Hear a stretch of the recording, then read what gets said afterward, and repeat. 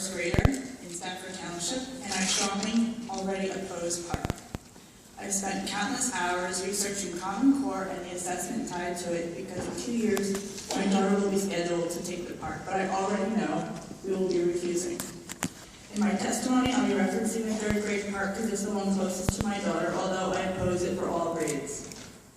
PARCC isn't like any other standardized test. I've taken the practice tests for third grade online, and I can honestly say some of the questions made me feel inferior. These assessments can't possibly measure a third grader's college and career readiness. A test doesn't give students skills to go to college or get a career. Students can be very skilled and never take a test.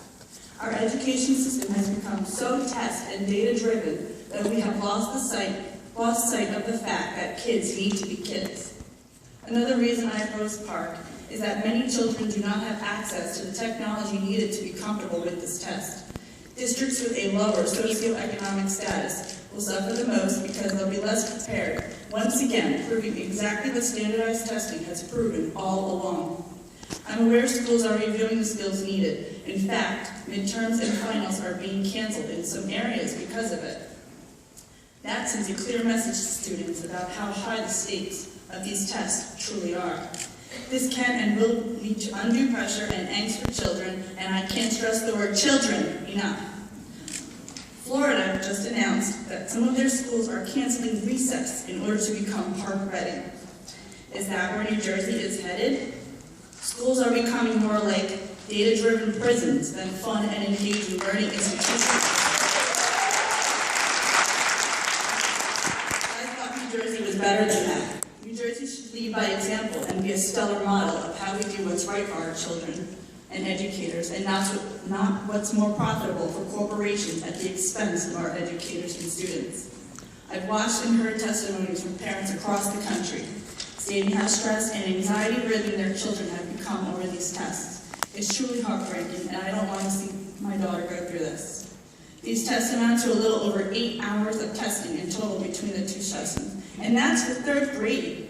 Why is it necessary to subject our children to 8 hours of tests? Why is it necessary to limit what teachers do best in their classroom and instead have them teach to a test? How do you gauge a teacher's performance based off a standardized test? The job of teaching is never quantifiable. Things like creativity, originality, imagination, and appreciation are impossible to measure, but are certainly important parts of education. A lot of teachers remain silent out of fear, but I'm here to speak out for them as well as our youth.